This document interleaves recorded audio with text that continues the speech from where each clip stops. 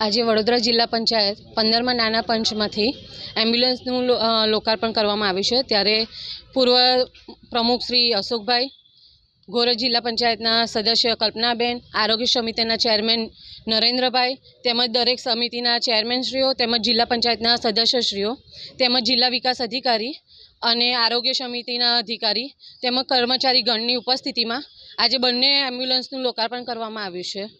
આજે એક સાવલી તાલુકાના કડોરા પોઈચા ગામની એમ્બ્યુલન્સનું અને વાઘોડિયા તાલુકાનું રુસ્તમપુરા પીએસસી પ્રાથમિક આરોગ્ય કેન્દ્રની એમ્બ્યુલન્સનું લોકાર્પણને લીલી ઝંડી આપવામાં આવી છે।